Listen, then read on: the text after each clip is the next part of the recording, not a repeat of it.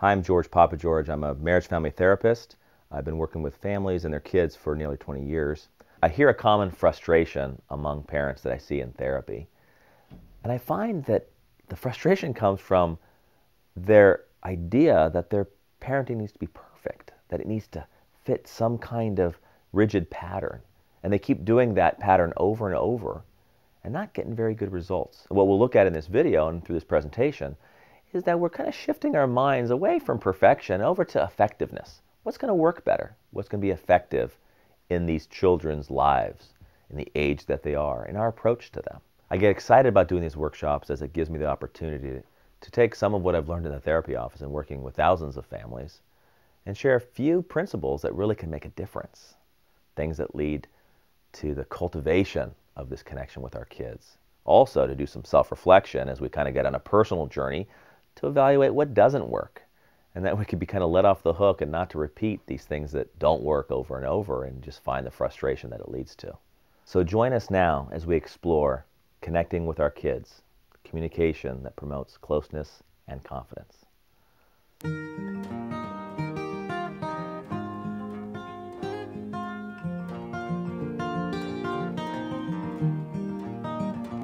I do have to kind of start with a disclaimer that my name really is George Papageorge. Okay, just to get that all ironed out. Okay, it is George Papageorge, and it's kind of, if you've seen Big Fat Greek Wedding, have you seen that?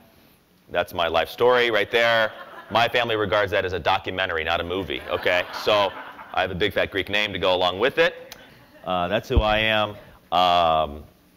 My wife Kim and I have 2 kids, and a lot of times if you've been to events that I've taught at in the past, particularly when my kids were younger, I would have a little album of pictures of my kids and I'd pass it around. And you know, you kind of grow up and you realize I can't put that upon you like that. So I only carry one picture with me, and so maybe at some point I'll share it with you, unless we have a moment right now. I just have one, just one little picture. Right here is Olivia, right there. There she is. And this is kind of about 1.5 years old of a picture, so she is now 6.5 and doing well in kindergarten. And then here's the latest addition. This is Petros. And Petros is Greek word for stud, in case you were wondering. So you could tell. Actually, now he is 1.5 years. This is just at 4 months. So kiddos are doing well. And this whole idea of connecting with kids is close to home for me, and would be for me, if we're going to talk about things that matter. For me, this is the stuff that matters. And so if we could take a few minutes tonight, from my heart to yours, if we could talk about things that matter. And in a sense, we could say things that matter to us. Okay? And as Davey was saying on the whole idea of, we're capable of having the kids, it's raising them that, we run into some of the challenges, and we might even have some different views of how to do it. And with a group this size, for sure, we're going to have like a ton of different ideas, which is good. Sometimes, sometimes, we have these different ideas and we launch in on these ideas and then we struggle a bit that what we thought was our best idea of raising our kids, when it stops working or when it seems to be ineffective. And I read a study a while back on communication with children, from parents to kids, that says that 82% of us will communicate with our kids identically the way our parents communicated with us. And the study says whichever was the more dominant parent, more than 8 out of 10 of us will go that route. Now, I don't know. So I don't know if that's good news or bad news. Okay, so we might have to have a support group time later on this evening. Okay, but so it says 8 out of 10 of us will just repeat that. Kind of like tools in the toolbox. Oh, what tool is it? It's one big old sledgehammer and it's rusty. Yeah, that'll do, and we just kind of take that out of the toolbox we've been carrying. Then the study goes on to say, of the remaining percentage, of the 18%, the majority of that remaining 18% will choose parenting or communication that's extremely opposite of what we grew up with. So then you have that percentage of us who will say, well, how are you going to do your parenting? I don't know, but I know what it's not going to be like. And then we swing the pendulum the other way. And we end up doing things in a very severe way, but just in the other direction. Okay? And then it would be about 7% of that 18% actually learn new tools of communication for their parenting. Okay, so tonight we have opportunity to kind of work with the statistics to see where we're going to fall in those numbers.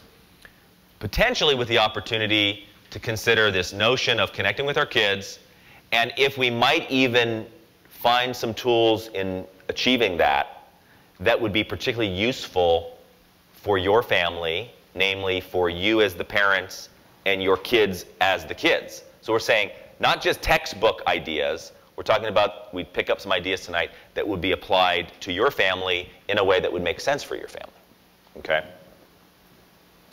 So as we think about that right from the outset, it almost causes us to pause just a little to say part of our endeavor tonight will require some self-reflection to evaluate, hey, how do I do it? How do I communicate?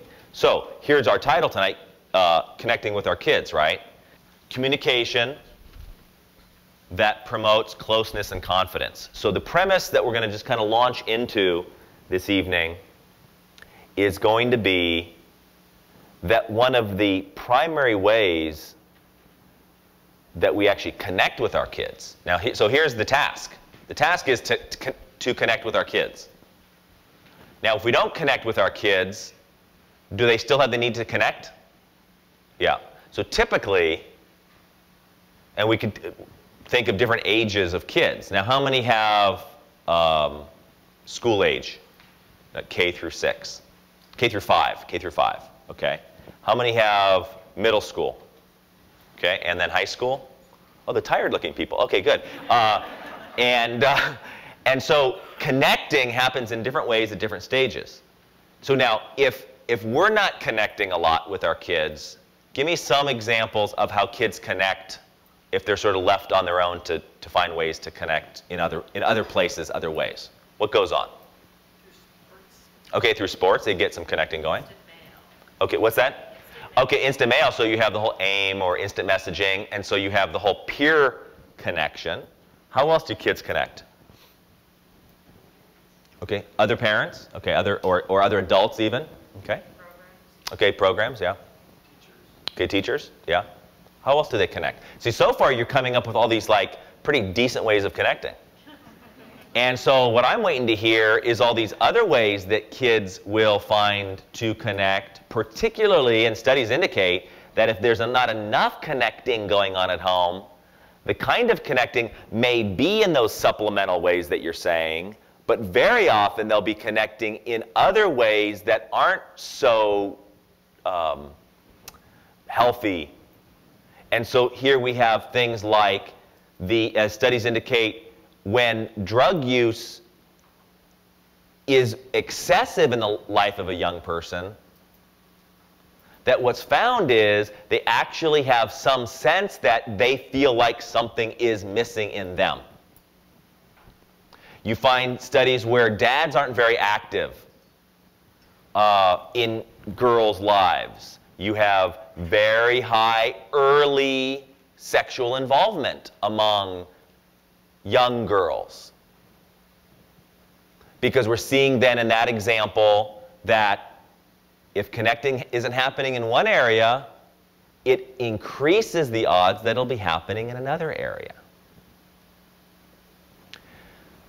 We're not as inundated by this, but gang activity is joining a family in the life of a young person. So we're seeing that the core or baseline of what young people are looking to do is to connect. And then we get into the whole internet world, and that's like instant connecting with God knows who. I mean, and sometimes you might recognize some of the screen names and, memorize them and whatever. But connecting's a big deal. And so it would be my premise, as we're going to discuss some things tonight, that there's a variety of ways that we're meant to connect with our kids. In a whole bunch of ways. Now we're not gonna cover a whole bunch of ways. What we are gonna cover though tonight is what I believe, something I've learned, something I observe in working with whatever, thousands of families over the years, is that how we communicate really affects how we connect. And we have a lot of loving, well-intentioned parents with all the right values who severely need to work on their communication. And with all those well-intentioned ideas and whatever, a lot of their connecting goes on the wayside by virtue of the way they communicate. So we're going to be looking at this whole idea of how is it that we communicate. And I'm hoping we can consider some ideas and then have some few minutes here and there to discuss some things amongst each other on our mode of communication. Okay? Just a point in way of introduction before we really kind of get into the material is just this idea of perfect parenting versus effective parenting. Some of the biggest stumbling blocks that I find with some of the brightest parents is this little trick of falling into trying to be a perfect parent and trying to do it right. So right.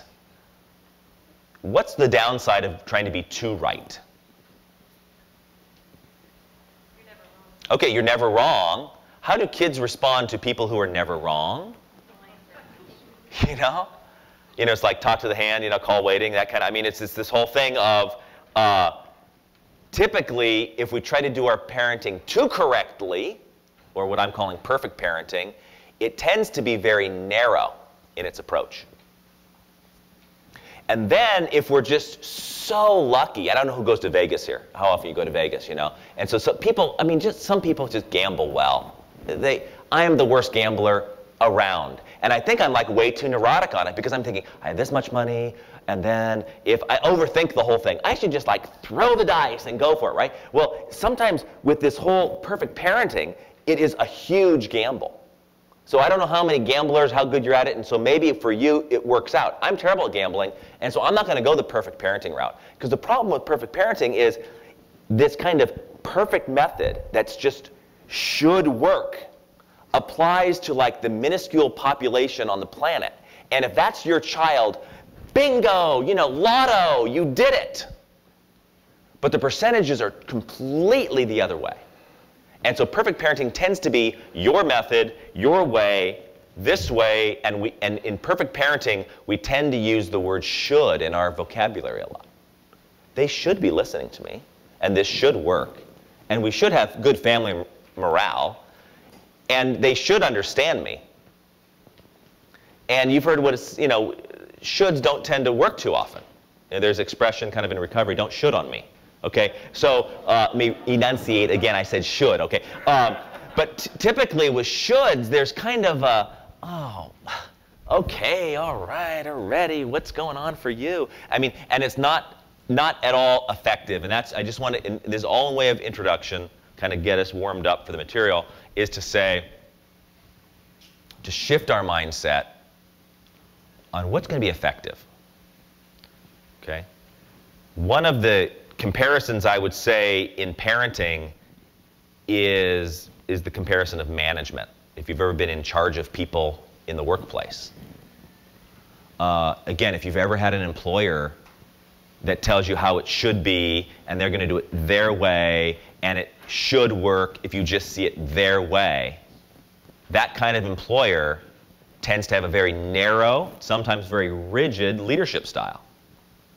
And when the leadership style is kind of rigid because it should be this way, the employees usually, is morale high or low in that kind of setting? Yeah. And is motivation high or low? And then, what we tend to find in a work situation like that is that then the employees start figuring out ways of like making it work for them. Oh, when's the boss looking? When's the boss not looking? Well, the boss ticked me off, so I'm taking home a ream of paper. Or, you see, it starts going sideways, okay? Compared to a management that would be a leader who would say, what's going to make this work for us? What really motivates people? What gets them plugged into that they matter, that kind of thing. So I do want us thinking tonight along these lines of effective parenting. And then really try to think through this idea of, you know, I'm probably effective in other places in my life, and very often when it hits home, we just fall into this, well, it should work and they should listen, and we fall into this other style. So is my parenting, and then as we're going to talk further, more specifically about communication, is my communication effective? Is my parenting effective? Is my communication effective? Okay, we're going to be thinking about that. I did want to share one little story that I've shared in other contexts before, just so we can kind of have an appreciation, a couple things I want to share about children, something that we know about children. The first thing is that in studies on different stages of development in the life of a child, and in every stage is characteristics of that stage. So in toddlerhood, like 2 to 4, 2 to 5, you have characteristics that would be sensory driven. You would be, it would also in that stage is the first time a child actually has some sense of reality that they're not just an extension of their mother. So you have, in the toddler stage, you have this sense of, I am my own person.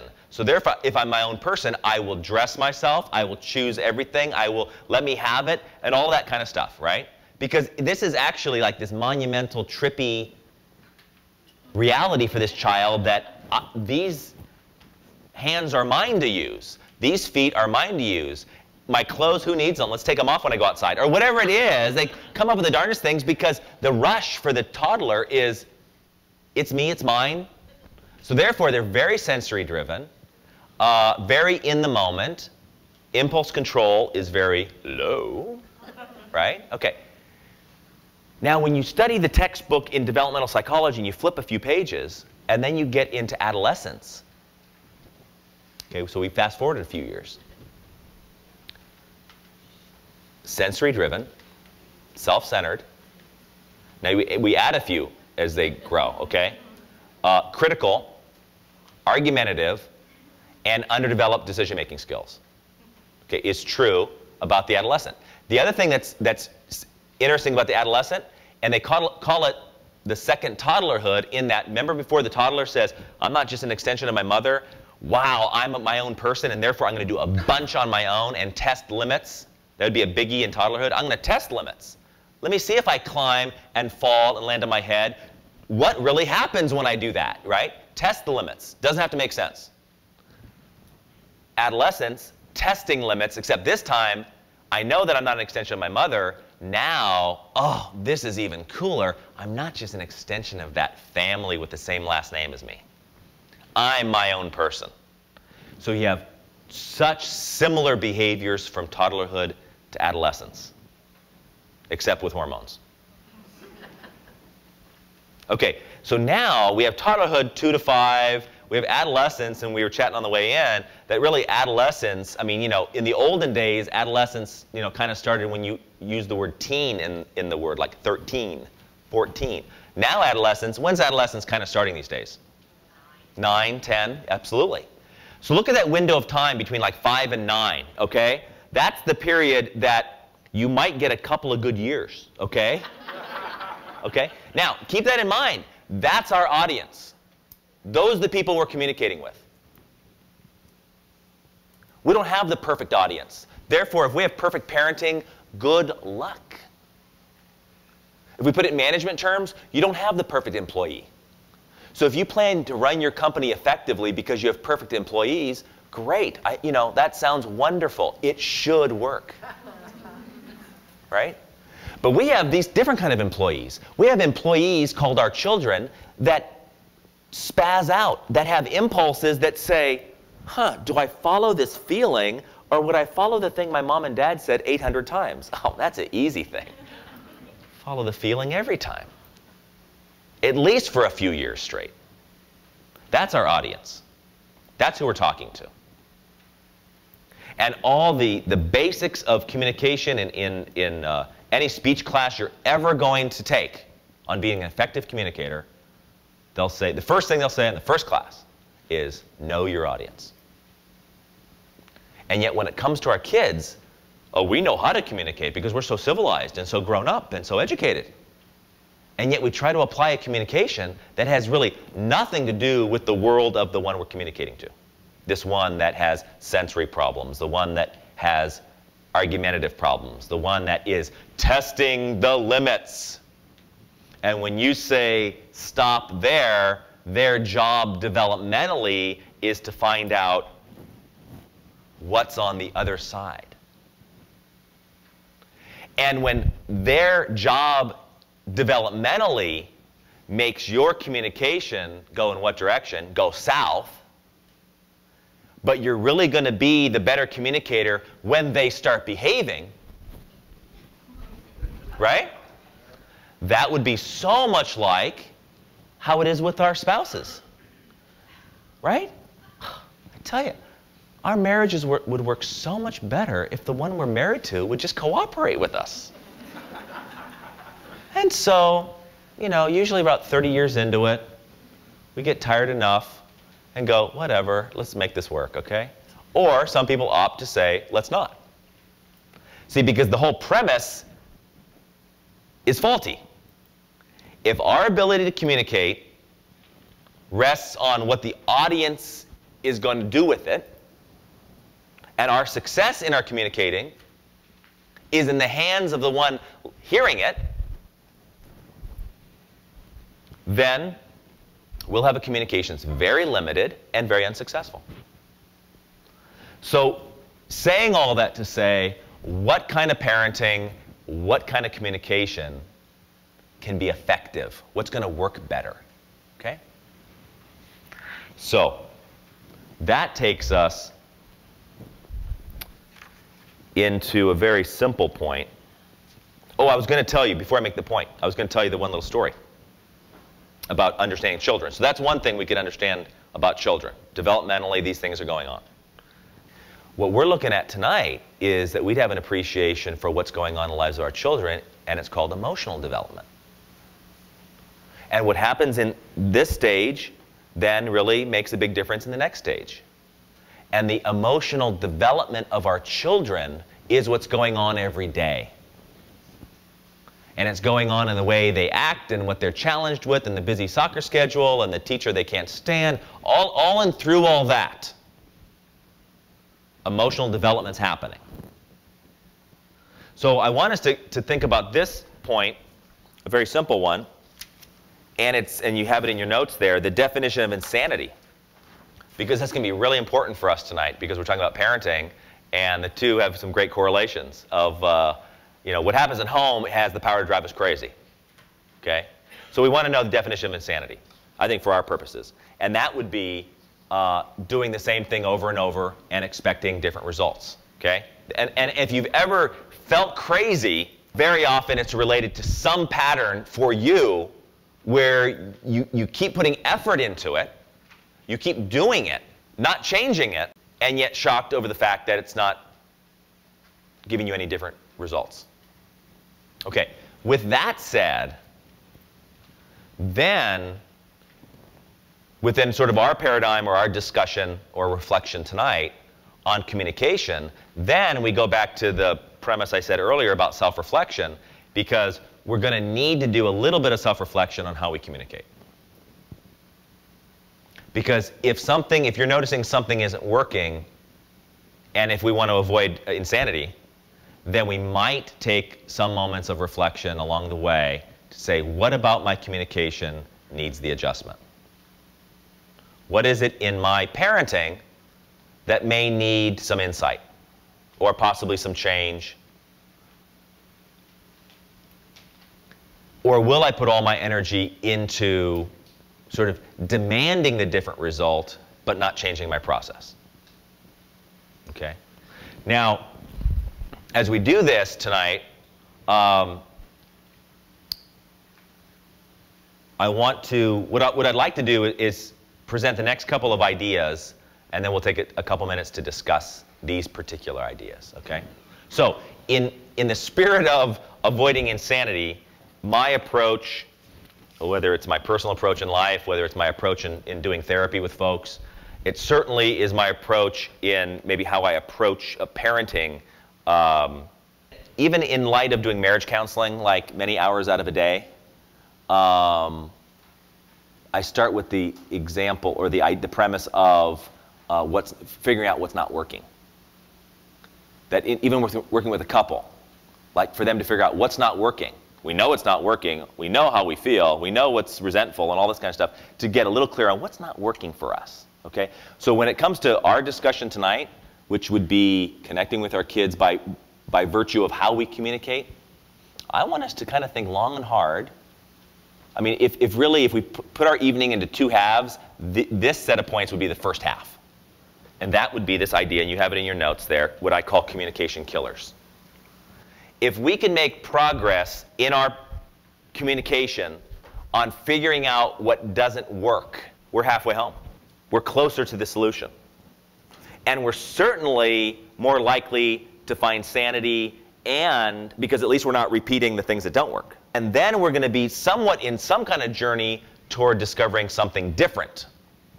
And that something different at least has some probability of working better than what has already been tested as not effective. Okay?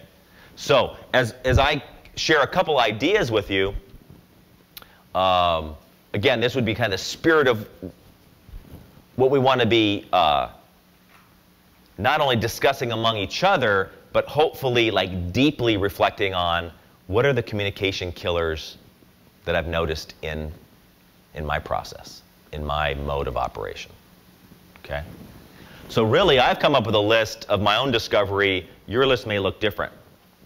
The more important thing is that you know what your list is, what your communication killers are. Okay, so what doesn't work? What doesn't work in our communication? What I'm suggesting on communication killer number one, and you could note these if those taking notes, is what I call lecture mentality. Lecture mentality would be based on the premise that the longer I talk, the more they will listen. How many here would have ever tried to have a family meeting with your kids, right? Here's the downfall of family meetings. That somehow here's this family meeting, and it's designed to be what, like helpful or like supposed to do something really neato, you know, right? And then somebody in the adult realm, would be mom or dad, starts sharing some amazing wisdom. And it's so amazing that somewhere within them they're thinking, why stop? And then if they get any kind of like they've done studies on nonverbal communication, to where like 80 some odd % of the way we communicate is nonverbally, and then the tiny percentage is actual verbal. So then as the one with all the wisdom is sharing verbally, they might pick up some signals nonverbally from their kids. You know, what are some good nonverbals from our kids? Yawning and like,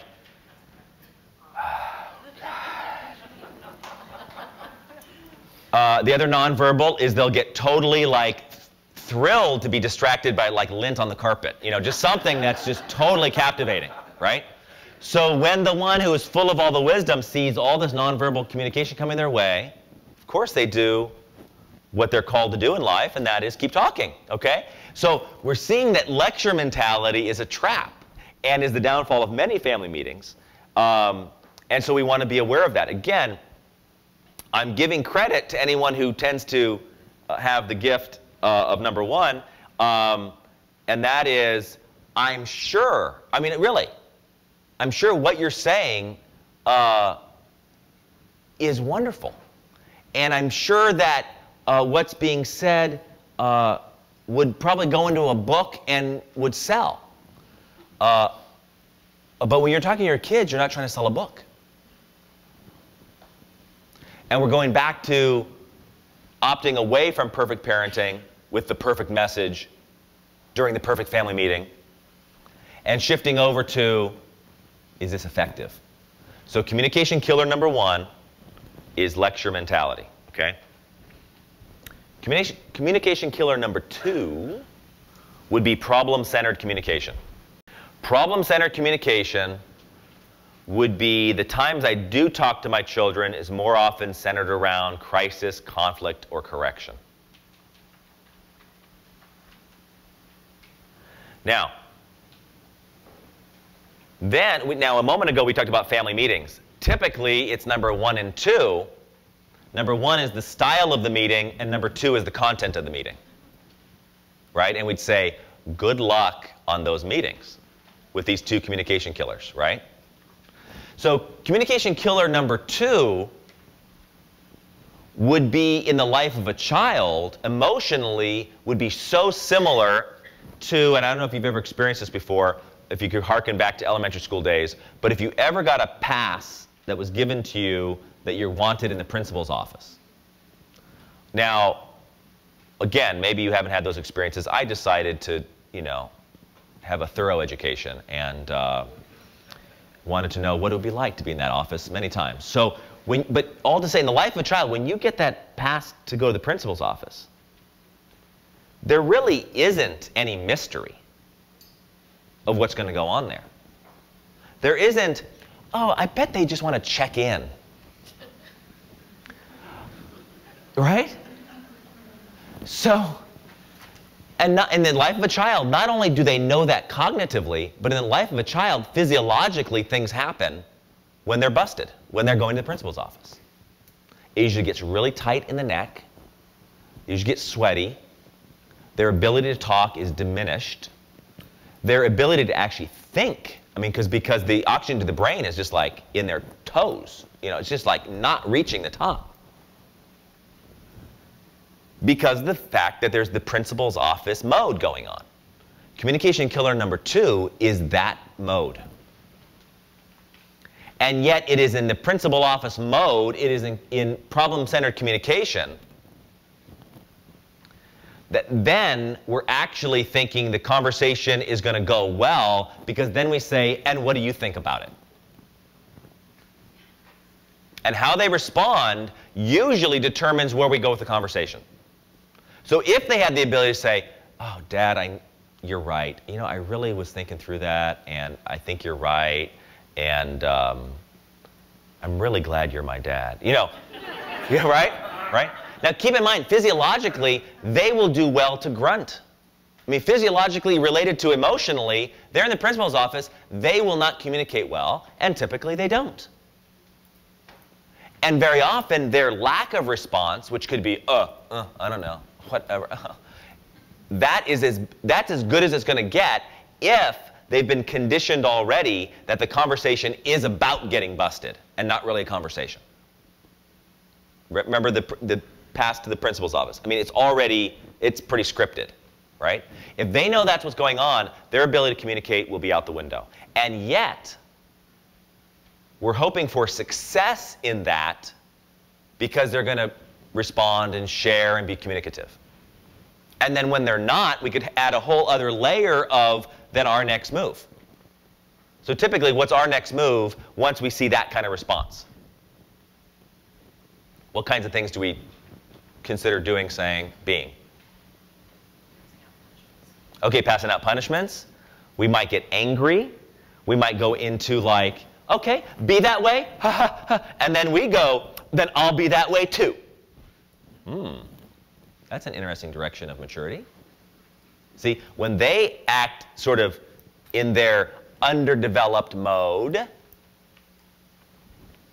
then it only brings out more for us to either say in communication killer number 1, or more problems to point out in communication killer number 2, that typically, A, there's not a dialogue, and B, there was no good way out of that,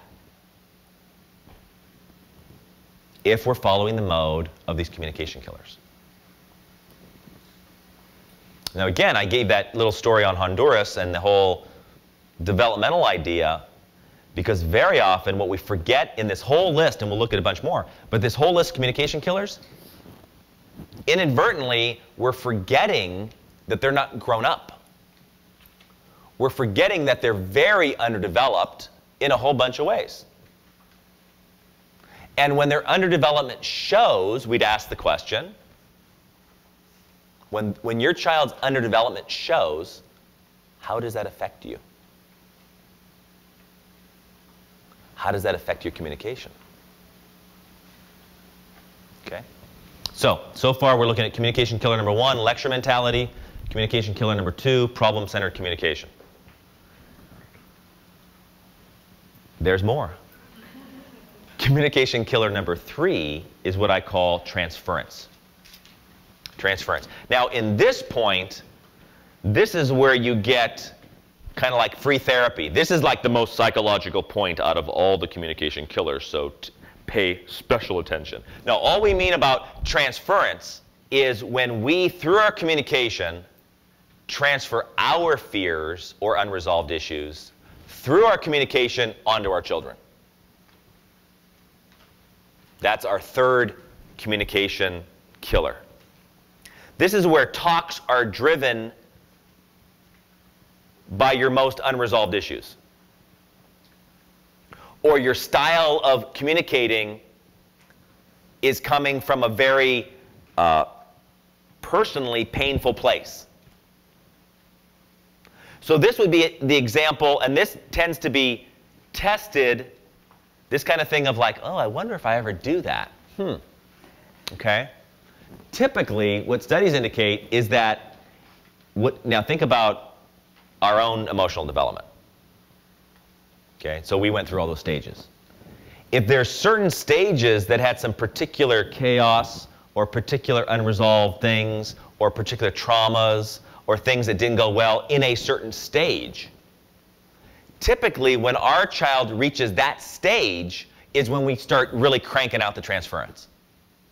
For instance, a common place where a lot of adults have unresolved stuff would be adolescence. So if you kind of had like some painful stuff go on.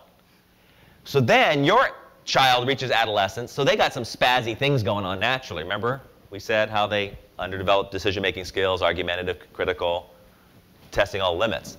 But then at the very same time, because they're hitting that stage, your spazzy stuff starts coming out. And so if there's some unresolved about some pain that I didn't resolve from 15 years old, then I'll be darned if my child either makes the same mistake, gets in the same trouble, does the same thing. Now, it's good to be aware and want better for our kids, but what we're talking about in number 3 is that your parenting and that your communication actually gets seized by your unresolved issues. And if I brought it down to just a couple words, this is where fear-driven parenting becomes very common. Now, again, I told you I can get most psychological in this point, so I might as well just fit it all into this point. Here's a common one, and you know,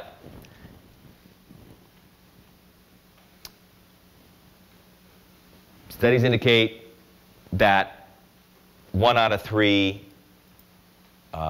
women, sometime during their childhood, had some kind of sexual trauma, molestation or inappropriateness in some kind. And the studies indicate that 1 out of 7 boys. And they even say that it's probably more than 1 out of 7, but that boys talk about it less than girls do. So in that one area that has high percentage that affects many of us, that would be trauma at some stage. How much we remember, maybe a little, maybe a lot.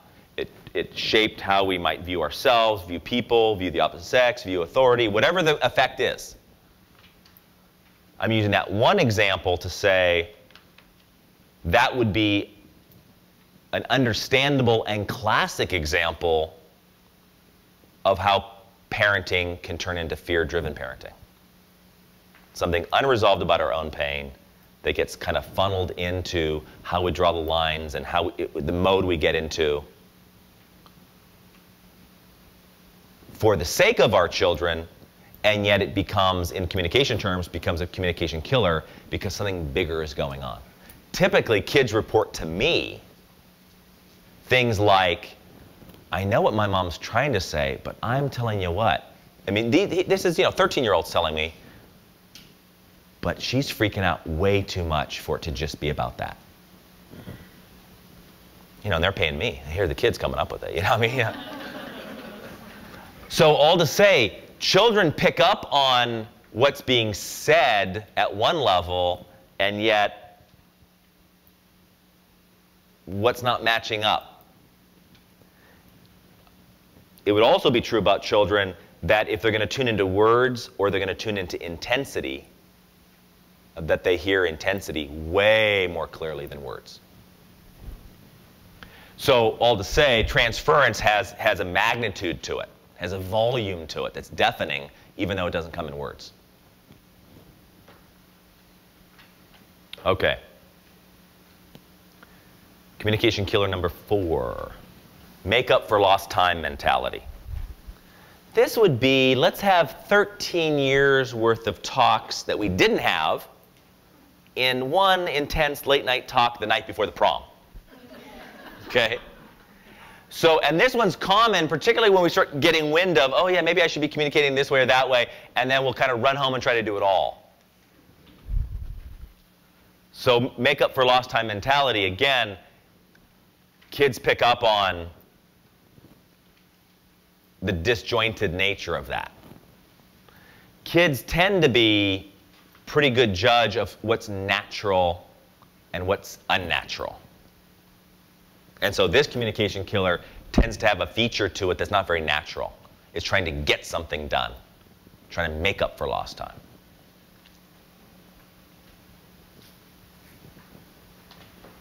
And then I'm going to mention one more for our purposes right now.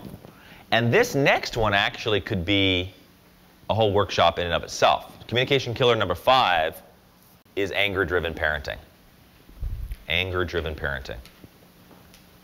This is where my parental decisions are made at the peak of my anger.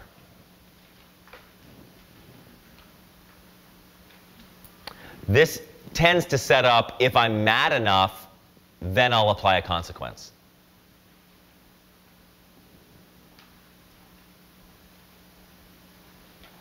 This is the great setup. Well, let me ask you guys. If you get mad enough and apply consequences, what could be the outcome of following through with those consequences? If you're setting them at the peak of your anger. Okay, it could be distorted. It could penalize you too, because then you're held hostage like for the 3 years that you promised them that they'd never leave the house. What else can be true about doing the consequences at the peak of our anger? You don't follow through. So it totally sets up inconsistent follow through, because then when you take the chill pill and calm down, then you say, what were we thinking? You know, there's no way we could do that. Or there's no way I should do that. Okay? So all the while, what kind of message does that send? If there's anger-driven parenting that then presents all these consequences, and that's why we're going to do it this way, and we're really serious, what kind of message does that send to our children? All we have to do is get you so angry to that level, and we know that consequences will be taken. Okay, so one message would be, it's about your anger. That when the anger leaves, then the whole talk you gave me disappears. With that, the message then carries with it that if I have a choice between learning how to make decisions, I'm going to start learning how to make decisions, not necessarily even on like right or wrong or knowing why something is. I'm going to start like figuring out the roadmap on what gets mom pissed, what gets dad ticked off. Okay, so based on that, those are my parameters. And it could be lots of things or random things. Or it could be intermittent when it does tick the parent off and when it doesn't. So we see that there's just a multitude of ineffectiveness in parenting that's done in the height of anger. Okay? Now, I would say that anger tends to be a label, like within mental health, like if people say anger management, you know, they either think of that movie with what's-his-face in it, but anger management usually brings up the notion of like it's required by the county. And it's a group of men for sure. And they probably wear like plaid shirts, or I don't know. I mean, there's this kind of thing of like, anger management applies to a certain population of the people or something like that. And what typically happens just in the world of family life is we have this sort of stereotype version of what an anger problem is. And therefore, if you don't fit the stereotype, then, oh no, it's not an anger problem. I just get worked up when my child talks to me that way, or whatever it might be. And what I'm wanting just to put out there, and then I want us to discuss this in here, this being our final point before discussion, is I believe, and I'm just seeing it too often, is that we have anger issues going on in families rampantly.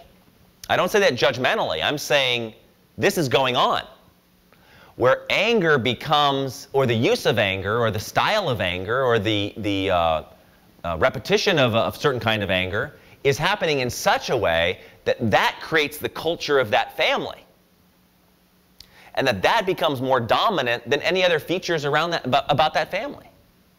And I'm seeing this just so common that then either the children will buck the system and go, oh, this is like bugging me.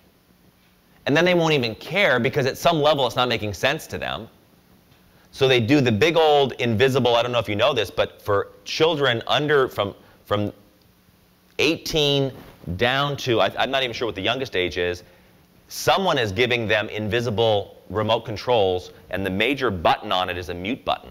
And when you go into whatever mode, they press this invisible mute button. I don't know if you've noticed it, but they have this capacity to press the button, and we could be doing whatever, and after a while it's like, la la la la la, okay? So this starts happening, and particularly in this kind of culture of an anger-driven parenting style, at some point they find that remote, they find their appropriate button, and of all the good things that might be shared, it's lost.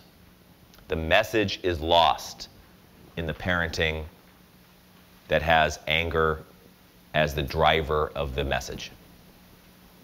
The message will be lost. Okay, so what are we looking at here so far? We're looking at lecture mentality, problem-centered communication, transference, make up for lost time mentality, anger-driven parenting. Another workshop that I do is called the emotional life of the effective parent, where we examine, okay, what's effective parenting look like? Now, what's true about the emotional life of that parent?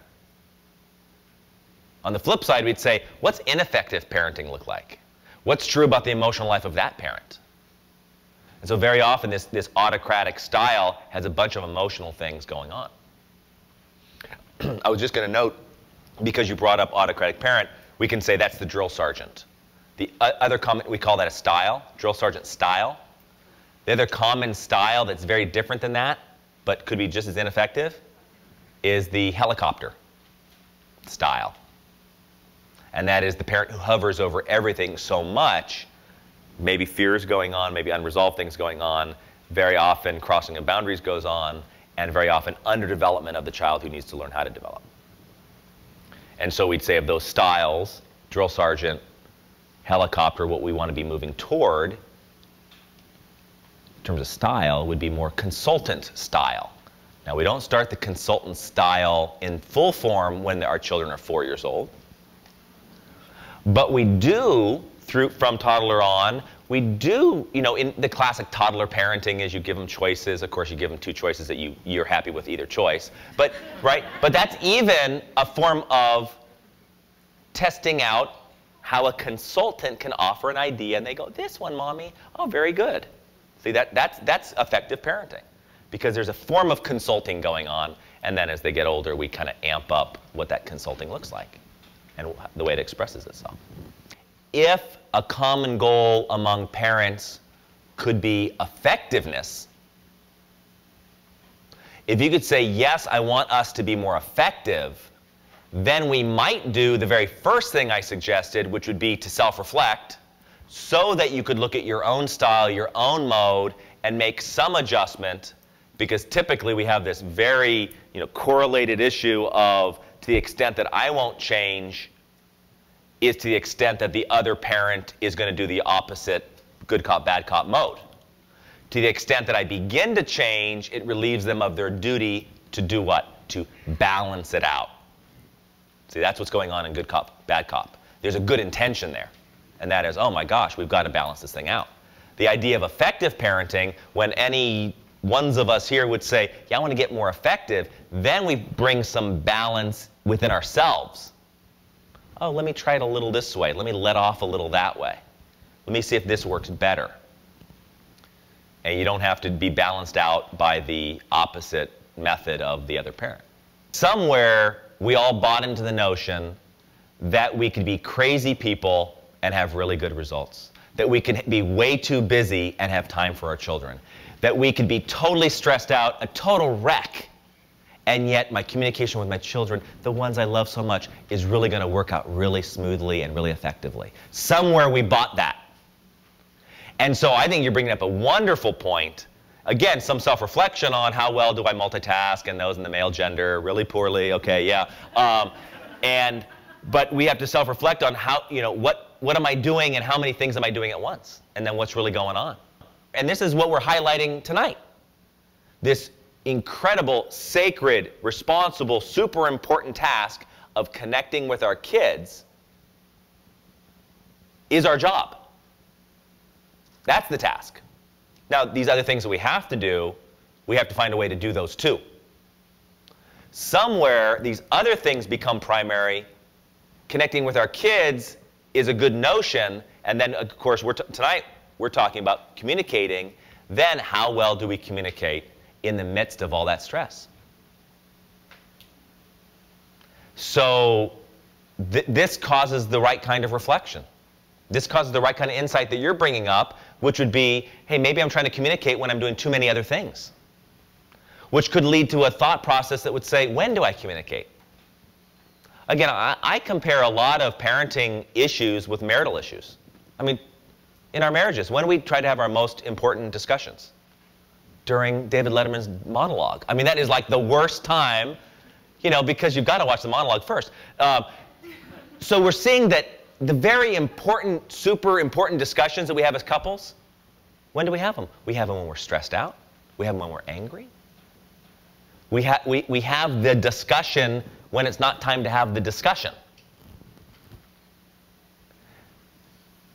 Those similar carryovers happen in our parenting. So you're bringing up a great point. And so with that point illustrates that whenever we get an insight on ourselves of what we're trying to do and when it's not working, it's like, okay, let me at least start with, and in your example, picking a time to talk to my, let's say, one son or something like that, at a time that's mainstream, that's maybe on his terms, maybe in his turf, maybe over a plate of hash browns at the Greasy Spoon around the corner. And not when we're stressed out and when they're at their worst and we're at our worst. Again, we want to just kind of keep track of the plot tonight, right? We're talking about connecting with our kids. We're talking about that connecting with them is like nourishment to them. When connection breaks down, it is like malnourishment. Except their appetite is still there, and they'll find their feeding somewhere else. And then again, as parents, what sobers us is the fact that there's a lot of resources where they can feed themselves to feel connected, and very often, because they find themselves in less than developed mindset, they can do that in very destructive ways, dangerous ways. And so again, we're sort of rallying around the fact that our efforts are so worthwhile when it comes to just learning on how to connect. And then again, something we do every day, kind of the premise of our talk again, something we do every day, and that's talking. The manner in which we talk, the manner in which we communicate, or, and some people noted something they didn't share on the list, which actually belongs there. We were talking during the break, and it's aptly described by the blank space, and that is, some communication killers is lack of communication, which sends out volumes and volumes of messages and leads to the sort of communication killer results. So again, we find that it might be worthwhile effort that we find some of these effective steps that we could take helping us with our communication so that we can connect. So with all that said, I want to take a few minutes to talk about what I would describe as communication cultivators. Communication cultivators. And I'm calling it the path of growth. We'd also say that when we're thinking about communication cultivators, the word cultivation implies growth, which then in the context of a family would imply relationship. So everything we're going to say here is going to actually be very enhancing to a style that's relational. Because connecting is relational. It's a relational experience. So communication cultivators, we're going to look at a few of them. The first one is what I call 5-to-1 ratio. 5-to-1 ratio. A guy named Dr. John Gottman, and you might hear him, he's like he'll get quoted a lot, he's in the news, he's in, U.S. News and World Report, and he comes out, and he's from the University of Washington, and he's known for his scientific studies on marriage, which sounds like really trippy, scientific studies on marriage. And what he's known for in these scientific studies is he's the only guy that, and what makes a scientific study, is that he'll study some of the same couples for 25 years. And therefore come up with scientific data to say which ones made it and which ones didn't. Which ones were happy, which ones were miserable. And he'll come up with, in his findings, the ones who made it, the ones who were thriving, what's true about them, the ones that had a breakdown or didn't make it, what was true about them. So he comes up with a bunch of stuff. He applies to couples, and that is for couples that make it and actually, somewhat still like each other and things like that, in their communication, they have a 5-to-1 ratio, 5 positive for every 1 negative. And I'm saying, and challenging myself in my own parenting, that I'm suggesting that a communication cultivator is applying a 5-to-1 ratio, 5 positive for every 1 negative or corrective statement. Now, I don't know how you are with math, but you might be doing the math on this, already. Because if you're in a mode, in a situation, and your child's at an age where, let's say, they need a lot of correction or things have to be brought up, I'm not saying don't do it. I'm just saying do the math. And the idea is that the context of what comes out of you to your child would present a 5-to-1 ratio. Now, we can look at the numbers both ways, because then we'd say for the parent who says, I've got to be popular, I've got to be a friend, I feel good about myself when my child feels good about me, then they would never even go into the negative. And then in the study of emotions, studies have indicated that how we do negative emotions is one of the most underdeveloped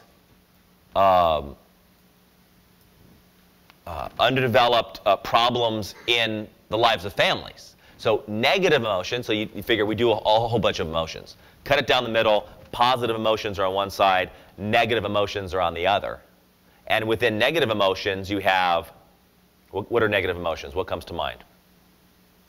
Anger. That's usually the first one that does come to mind. What else? Fear. What else? Frustration. What else? Resentment. What else? Sadness.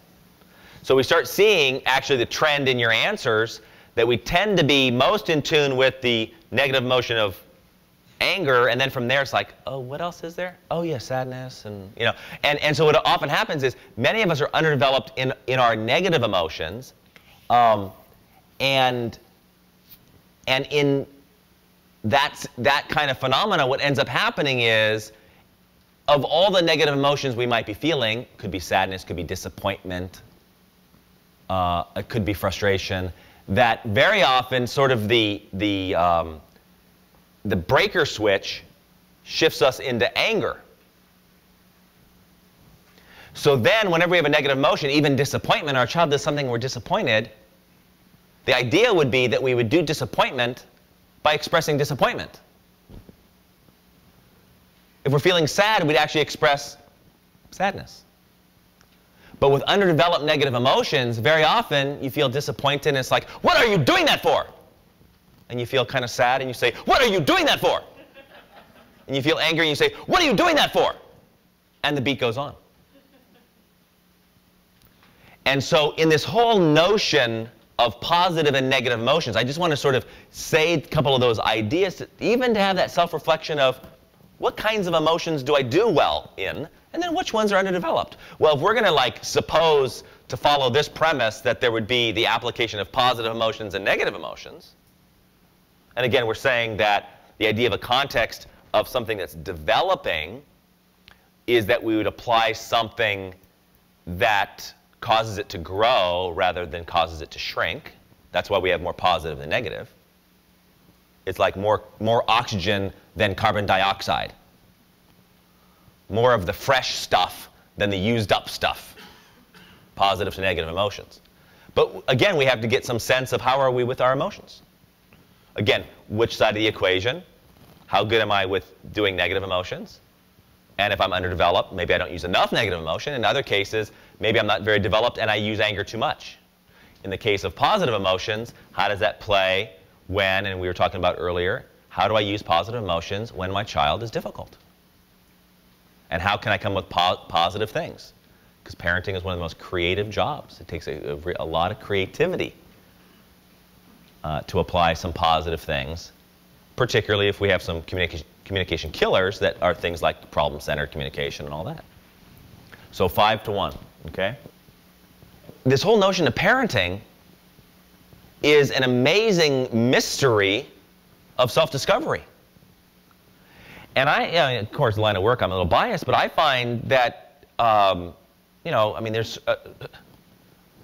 a mystery to this thing called life, and that this whole idea of seeing ourselves, I give that quote, St. Isaac the Syrian says, to see yourself as you really are is a miracle greater than raising the dead.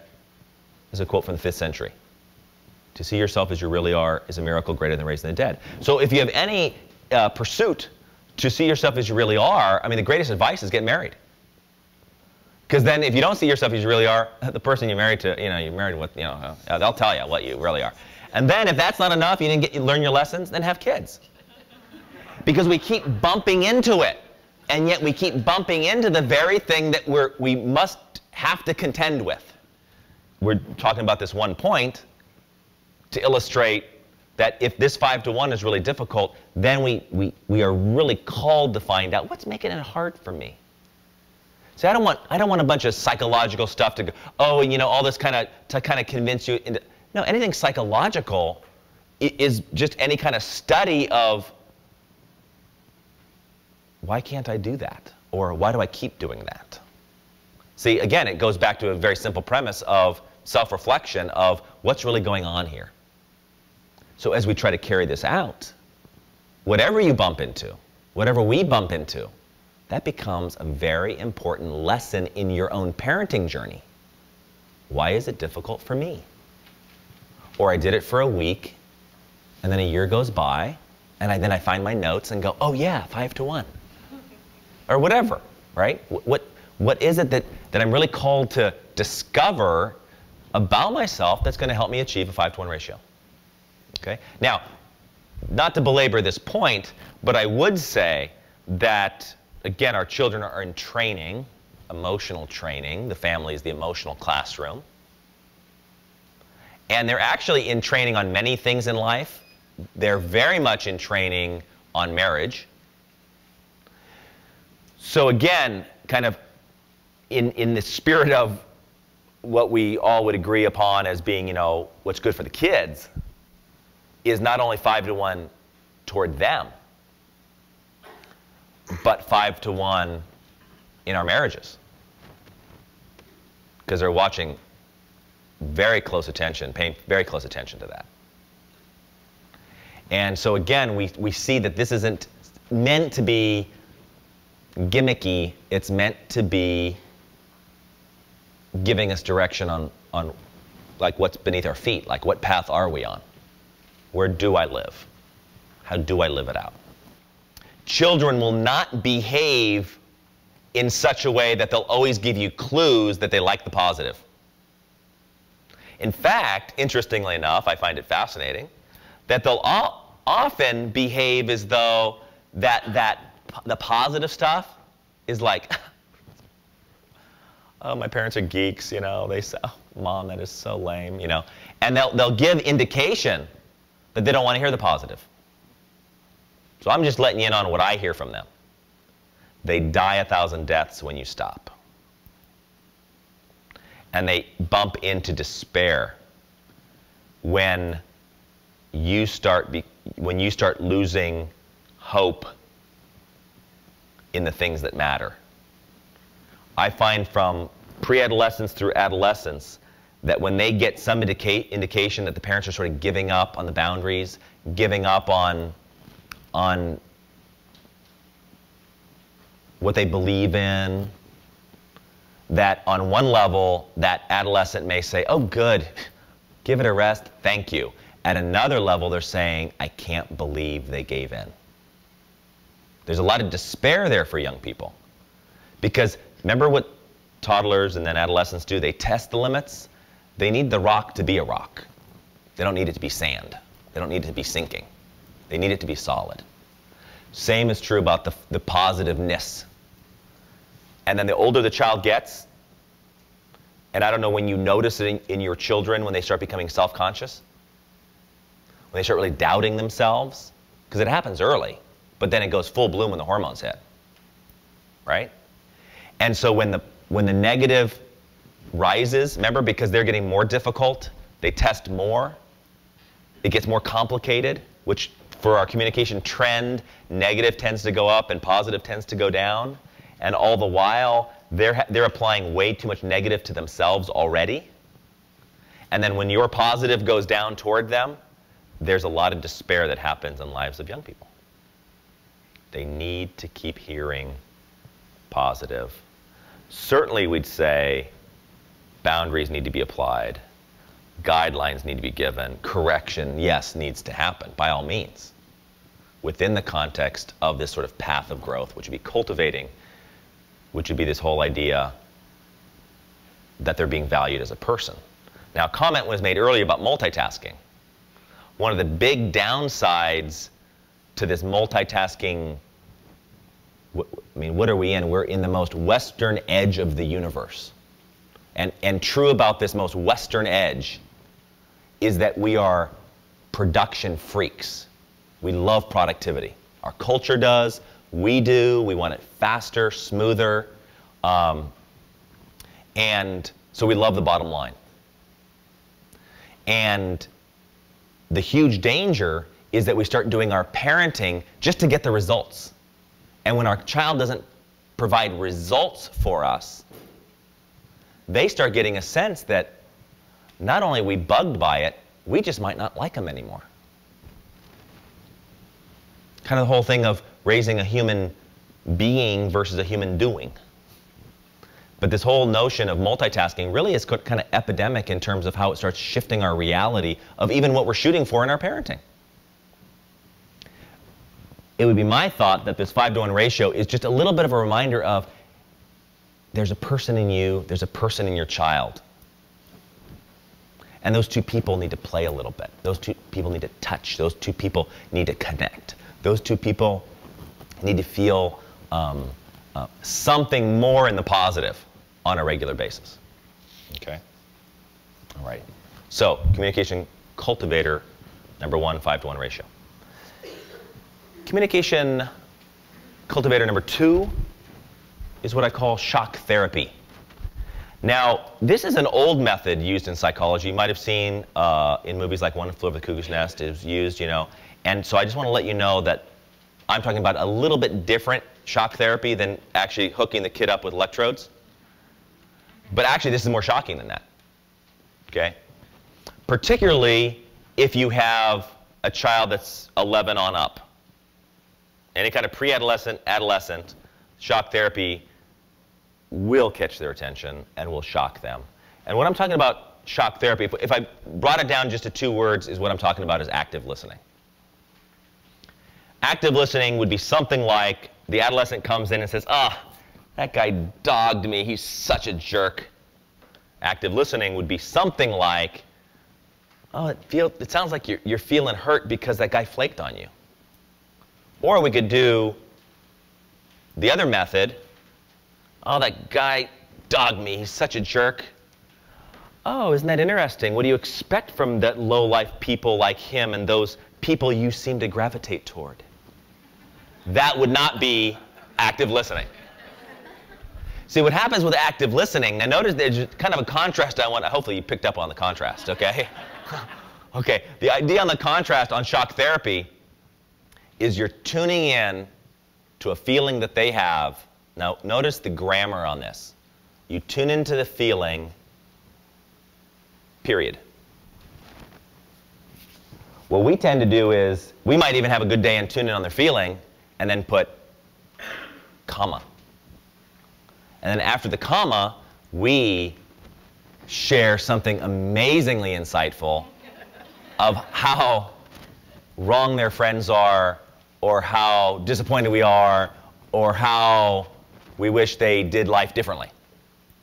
And I'm saying what comes after the comma completely ruins the message and the connection.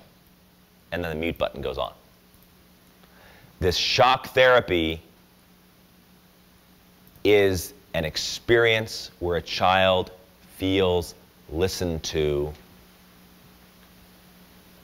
with no strings attached, no sermon attached, no message attached. They just feel listened to. I'm not suggesting that there's never a time for the message, the sermon, and so on. It's just not meant to happen when listening is supposed to happen. Again, if I picked out a skill that I find to be most underdeveloped among most people, it would be listening skill. And then when we're so emotionally connected and tied into our own kids, then typically the more emotional connection we have actually affects the listening in an adverse way, because we're feeling everything based on what they're doing or saying or being. And then listening goes down. Listening behavior goes down. I haven't found yet a good case to skip over listening or to speed up listening or to try to multitask with listening. I have not yet found it. And in all these years of doing therapy, I have found the most sort of magical moments in people's lives when one person feels listened to by another person. I find it's what saves the marriage. I find it's what causes an adolescent to go, I hear you, or I do love you, Mom, is when they feel listened to. The magic, there's a lot of magic in the listening. Now, when we think about listening, again, there's a lot of work involved for us to do shock therapy, to do this active listening. Now, if I just described it in kind of a visual way, in terms of the use of this point, of this cultivator, I like to give the visual of a stethoscope. And your kids won't notice you're wearing it because, you know, even though they have the invisible remote control with the mute button, you can wear something invisible too, and that's a stethoscope. Invisible stethoscope. Now picture that. And they're kind of tweaking, or they're kind of and throwing attitude, or they're doing whatever they are doing, saying however they say it. And you come along with your stethoscope. Now, what's a stethoscope do? And where does it go? Heart. It tunes into the heartbeat. The idea of this skill is that whatever's coming your way is you take the stethoscope and you try to apply it to their heart. Again, it's invisible, so they won't even notice it. And you're tuning in. Now, this means you actually are looking to tune in. Like, where is the heart? Where is the heartbeat? And they just said a bunch of things. Where was the feeling in what they said? See, we tend to pick up on the detail. Oh, you went with him? Oh, well, that was your first mistake. Rather than, oh, it sounds like you're feeling. So if we tried to reduce it down to a little formula, which I will, just for the sake of giving us a tool on this thing, it sounds like you feel X because of Y. It sounds like you feel X, which is the feeling, whatever the feeling is that you pick up on, whatever the stethoscope is giving you, because of the guy dogged you. Period. Now, if you do that consistently, you will radically alter your life. No, so here my point though, is your life will be radically altered if you become the active listener in your life. Now, we happen to be talking about parenting. Connection with your kids will be so much more doable if we get this point figured out and practiced and worked on and developed. And if you're anything like me, you know, that can kind of zip up from here and zip right back up to the brain, then you'll find all kinds of reasons to talk yourself out of that active listening. Like, try it once, they give you a funny face, and you go, see, this is such a dumb idea. Good discipline is what this child needs. Or, you know, whatever we might replace it with. Nothing, and sometimes good discipline is needed, but not to replace good listening. Everything in its place. Nothing is supposed to be in the place of good listening. Stethoscope applied to the heart, pick up on the feeling, let them know that you heard some sense of feeling. Now, if you're way off, the idea is, no, I don't feel sad, I feel mad. Okay, so it sounds like you feel mad because so-and-so did such and such. Now, this brings us to a topic that could be its own workshop, which I would somehow entitle something to do with emotional literacy. I believe our emotional literacy is low as a culture, and therefore our emotional literacy tends to be low in the development of our children. And so this stethoscope idea actually helps us to become more literate in emotions. Oh, it sounds like you feel this or feel that. It means our list of feelings have to be like more than one word. And we're training them to tune in to their emotional vocabulary, which is the training process, right? Remember, they're in training? They're underdeveloped? Rather than everything's either right or wrong, appropriate or inappropriate. That's not okay. And we use those words, and there's room for that. But let's get into picking up on what they're really after, what they're really feeling. Let's touch on that. Because when we touch on that, we touch on their heart. When we touch on their heart, they'll like you longer. And they'll feel loved by you, not judged by you. Doesn't mean we don't do the other stuff, but not in the place for this. So communication cultivator number 2, shock therapy, known as active listening. And the next 2 points are just very simple and really meant to be sort of nuanced in our own reflection, but what I call the human factor. Human factor is the reminder that children tend not to see grown-ups as human. They're a teacher, they're a coach, they're a mom, they're a dad, but they're not human. And this idea of a cultivator is just to sort of work with our children to gradually show them that we are. Now keep in mind the communication killers. Remember that list? This is a great list to prove to our children that we're not human. Because this list would be, we're angry, we're put off, we're negative, we're afraid, we're freaking out. And that must be what parents are. See, there's not a lot of human quality. Now, these are all within the scope of human behavior, and we all have in common, and yet this is not going to talk them into that you really have feelings going on yourself, and that you have hopes, and that you have dreams, and that from a more human approach, that even if you have fears, that you could talk about your fears rather than having it limit your parenting. So the idea here on the human factor is that they would get a sense of what you go through to some level. That when you're stressed out, you can share with them that you're completely stressed. When you're falling into anger-driven parenting, they would either have the opportunity to see that, oh yeah, no, they're not human, they're just pissed off. Or, oh, they're pissed, but they're slowing down, and then they're describing that they're having a hard time and that they need to calm down. And then, oh, and then they did calm down. Oh, and then once they did calm down, we actually had a decent conversation. That's human. Remember we talked about not perfect parenting? So we're not talking about obliterating the communication killer list, and then that's when you could really start your parenting. We're saying, from this point, we're saying, be aware of the pitfalls and be human with it. One of the greatest ways kids discover their parents are human is when parents use a couple of words. And that is, I'm sorry.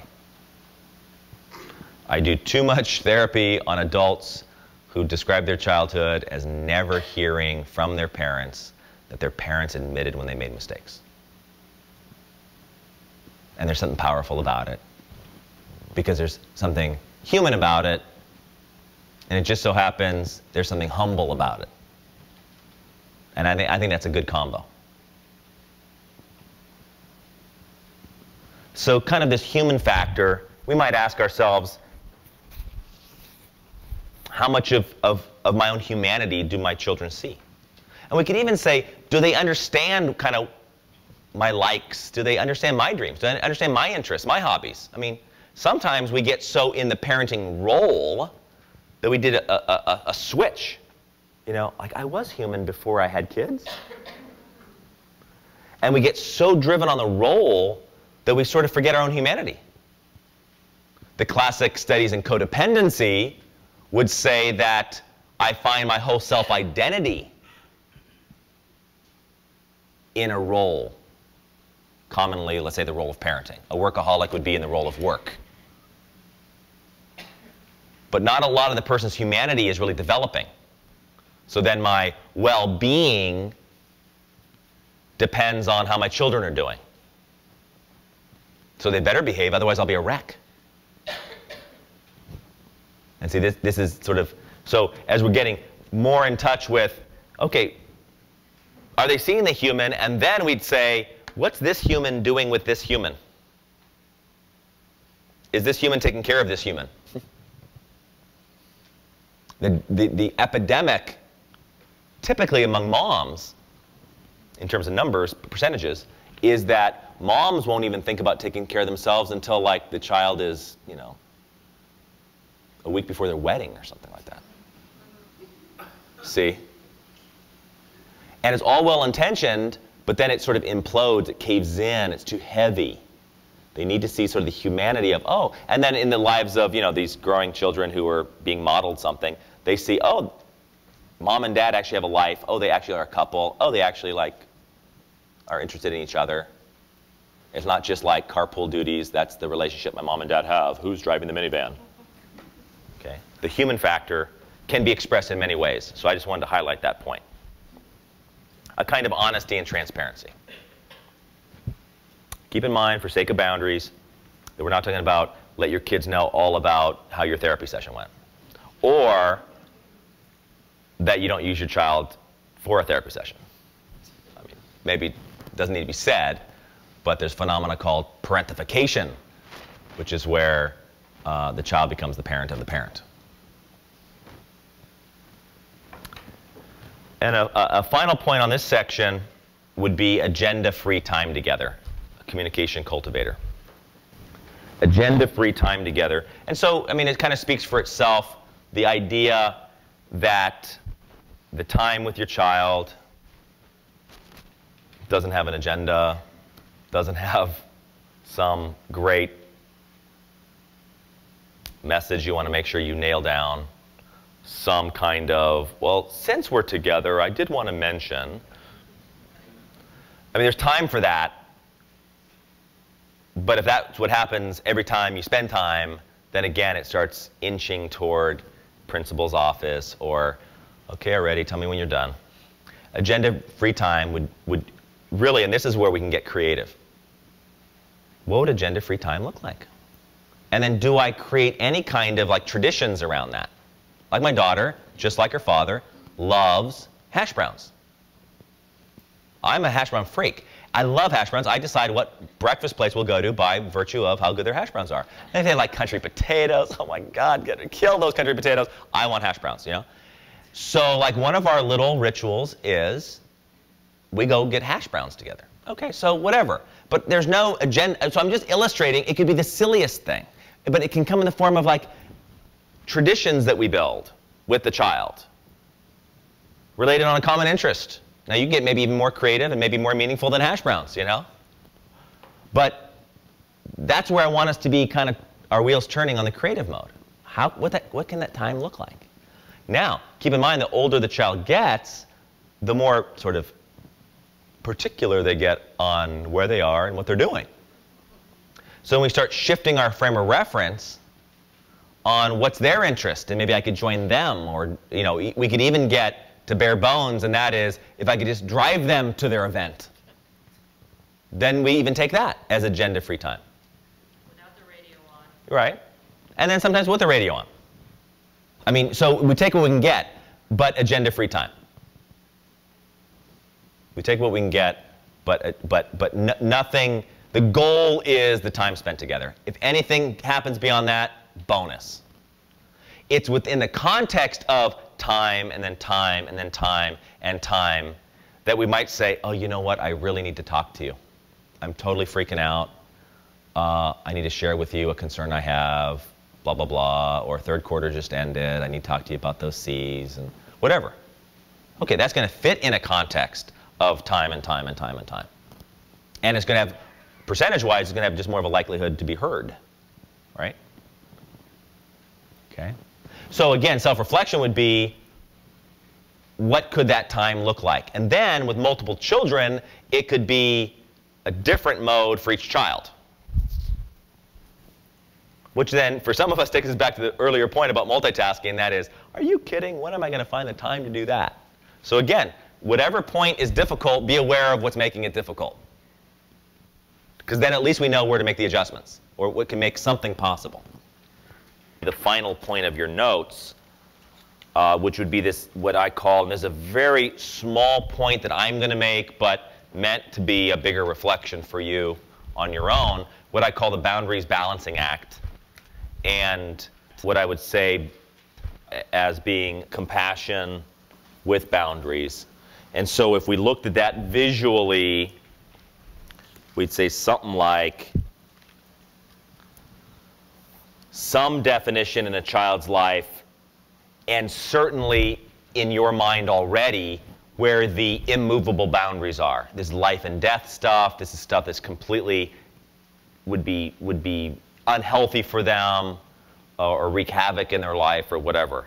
Then within that boundary, that you'd have some notion based on their age of another kind of boundary, which I'm putting in dotted lines, because that's the movable fence. That's the fence that's meant to move. That's the fence that's meant to keep actually moving out further as the child gets older and the more you see responsibility developing. Now, and again, we want to have some notion in our own minds, because if our only notion is, no, it's not going to happen, you're not going to do it, and there's not a lot of discussion, and there's just not a lot of understanding, then they see everything as solid line. If they get some sense of, this is what we're allowing now, some kind of limit. Okay, so boundaries, to me, the way I think of it, boundaries and limits are really meant to be synonymous. So when we say we want to have boundaries for our kids, we're instructing them where the limit is. Now keep in mind, limit means they get something. But they're not meant to have everything all at once. Like right now, I'm doing a lot of family counseling this time of year. Well, this time of year, depending on what family it is, but some families have kids who are going to their senior ball or junior prom. And so I'm working with families on communicating limits, rather than what ends up happening when a parent doesn't know how to communicate limits, they will communicate everything that freaks them out and say, you better not, or you're dead forever and grounded forever and all that. What the child hears from that, because everything is so absolutely no, the child hears, my parent, well, a couple things. One is, my parents don't want me to have fun. 2 is my parents completely came from a planet I have no interest in visiting. Okay? And that then they take that further and then believe that if I am going to have fun, I will actually have to do the opposite of what my parents are telling me. The idea of limits would be, here's what we want to make sure you don't do. You know, like drinking and driving and things like that. But we want to communicate to our children, and then in this case of teenagers, that, hey, we want to make sure you have fun at your prom. And then you'd be negotiating on what time they're going to come home, if they're going to come home, and how much fun happens in this time, how much fun happens in this time, and that you're in favor of fun, but that you're interested in having a dialogue on some limit to the fun, but the fun that fits in that limit, you're all for. If they have some sense that you have, and that would be what I'm calling the dotted line boundary. They get some sense that they get to have fun in there. They will tend to kind of cut their losses and at least have that much fun. Because they get some sense that you're allowing some fun. The child who doesn't see the dotted line boundary, all they see is a solid line, that's all they ever hear, then they tend to be kind of like Hogan's Heroes. Dun, dun, dun, dun, dun, dun, dun, dun, dun, and that is dig the tunnels. And the only way I'm going to have fun in this family is to dig the tunnels. Find out where the fences are, only so that we could send, who's the little Frenchman in, LeBeau or something, yeah, LeBeau, is it? Down under there and scope it out so we know how to effectively dig under the tunnel on Fridays, on Saturdays, on prom night, whenever, because they'll become really good underground players. So here we're saying boundaries are important, but in the spirit of here's some limits. We want you to have a lot. We want you to have a lot of fun. We just don't want you to have it all in one night. Now, how much fun can we agree upon? Would be a discussion around dotted lines. And then also developmentally, we're saying what kind of limits apply to 5 years old, what kind of limits apply to 6 years old, to 12 years old, to 15 years old, and so on. Because that's meant to move. When a child feels like that the green dotted line fence never moves, A, they're not interested in discussion because it really won't get them anywhere, they believe. And then secondly, it hasn't been modeled for them, so they're already more interested in ending a conversation so they can get back to the digging. Because that's where the work is best served in their view. Okay? Now, the other thing I'd add to this drawing is this is where the compassion, this is where the stethoscope is applied, this is where the relational stuff happens. That what we're saying and how we're saying it and why we're saying it is out of love and out of that heartfelt connection with our kids and on behalf of our kids. So again, if that could just be a visual to say, this final point being the boundaries balancing act, is that we really have at the center of what we do our heart connecting with their heart with the practicality of communicating limits and teaching them how to live within those limits.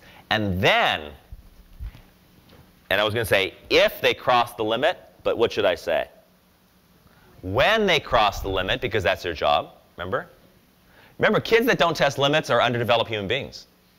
And means they probably have low self-esteem, low self-confidence. They'll probably marry someone beneath them and have a hard life. So keep that in mind the next time your kid tests limits. See what I'm saying? It really does give them exercise they're supposed to have. So when they cross the limit line, then we do our parenting at the line they crossed. So if they crossed a line on abusing time, they get some kind of consequence dealing with time. If they cross a line according, with some behavior that has an irresponsibility in some area, they get some kind of consequence in that area. Okay? Now, go back to our original list. This is the problem with communication killers, is they cross some particular line, and then we do this barrage of whatever our repertoire does. And they come away with like, they don't get it. And so what helps us tune in is as we sort of navigate through the heart to where the fence is broken. Just go to that part of the fence. Don't rebuild the whole fence. Don't pour more cement around the whole perimeter. Just to go where the fence got broken, where it got crossed over.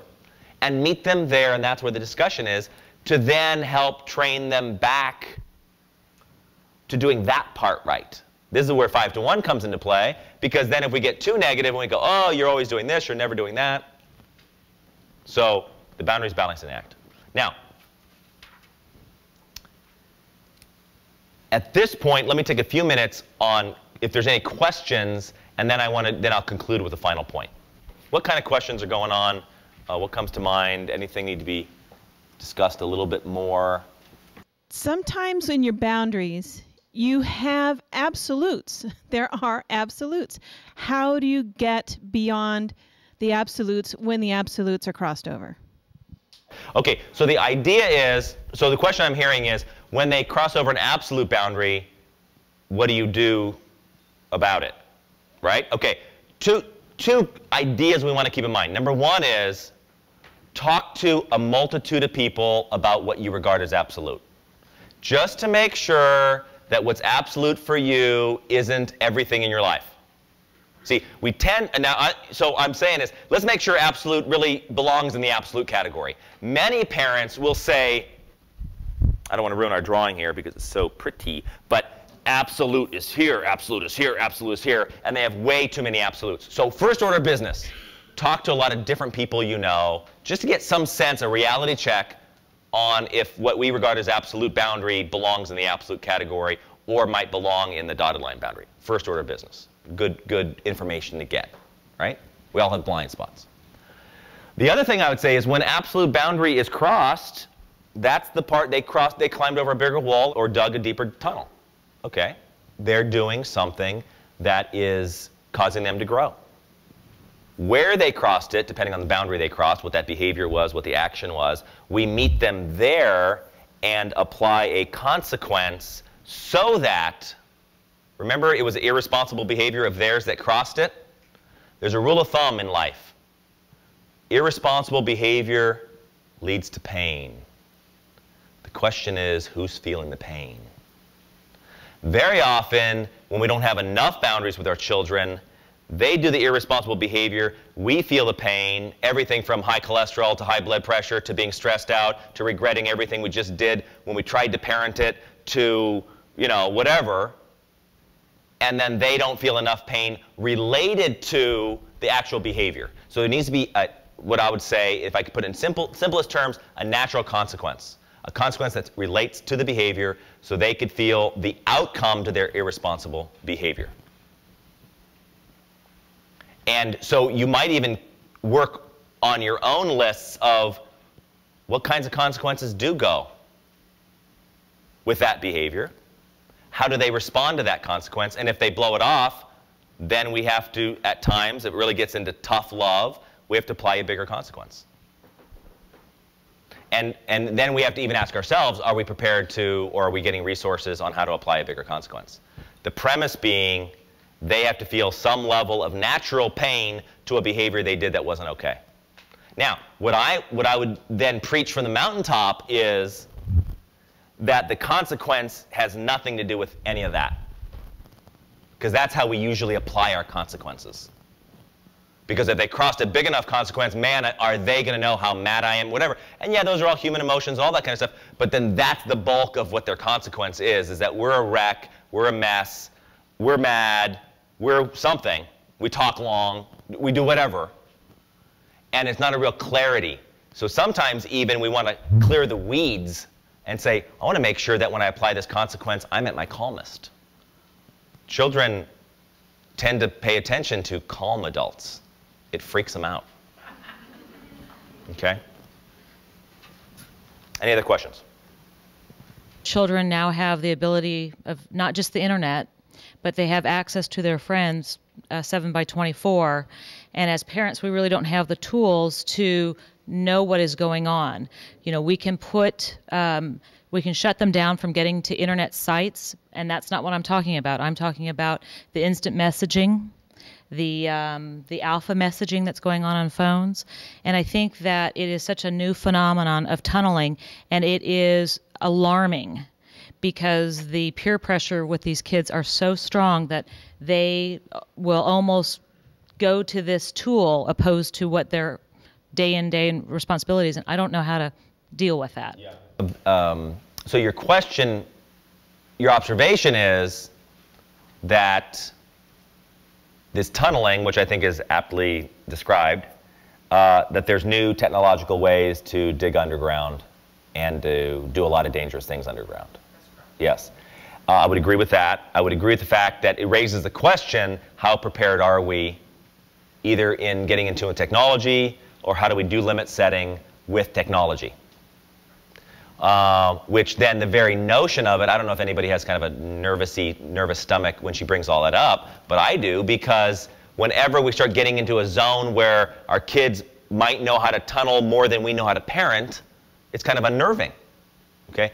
So I can't describe the whole solution. I certainly don't know the whole solution, but I can say it raised the question of how tuned in am I to the life of my child? How savvy am I on what can't even go on in the world of the internet and the world of instant messaging? And then, again, going back to boundaries, in what ways can I get some notion around setting limits with it? How can I start setting limits and see how my child does with those limits? I want to notice how they do with the limits they're given, and I also want to notice kind of the fruit on the tree, and that is what's kind of going on in their life overall, because that may give me more clues.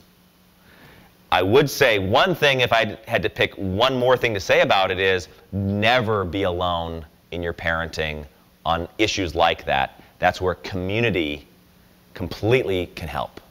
And hearing from other parents, not only for the sake of mental health, because we kind of, misery loves company kind of idea, but also getting ideas of, oh, really? I didn't know about that filter. Oh, I didn't know about this, that, and the other. That really helps. So you're bringing up an amazing point, and yeah, we want to be in on the learning curve on how do we deal with limit setting with that. Any other questions? Maybe we have time for one more. Based on what I've heard tonight, I have a lifetime of poor or bad communication, not very effective. I'm learning some good lessons tonight, but in terms of the receptiveness of a teen, I feel like I've spent years tearing them down. What is the hope in terms of building them back up?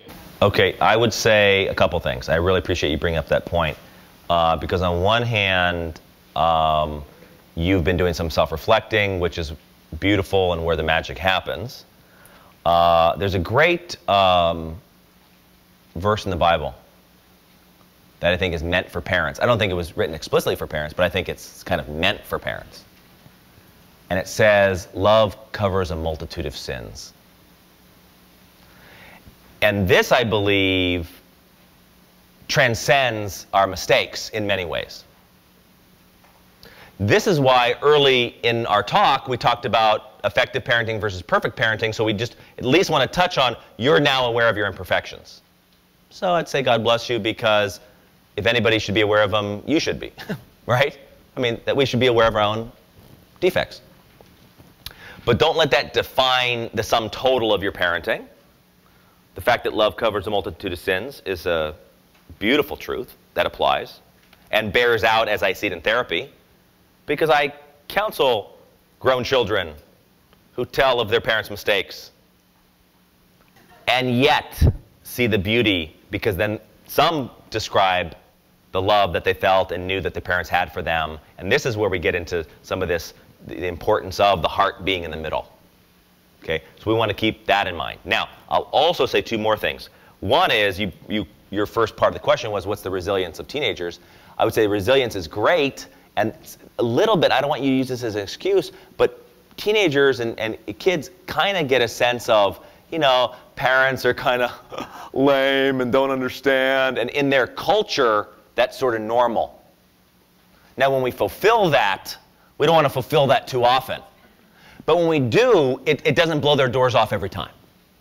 So I think there's a great amount of resilience on one hand, and yet I would say all that we can do to be responsible with what we know can translate into mending the fences. And I would close this response to you with the statement of there's no time like the present. So what you do now moving forward, there's a lot of beauty to that timing, and that could translate. Keeping in mind we don't make up for all things. We parent in the present in a way that has love at the center, but that makes sense for this time. Because if you try to wrap your child up in a blanket and rock them into happiness and serenity, they will say, Mom, you're bugging me. So I say that symbolically, but to say that we do the parenting in the present, the effectiveness that applies to now. So with that, if I can conclude, and I thank you for all your attention. And God bless you in all your efforts as we love our kids. Thank you.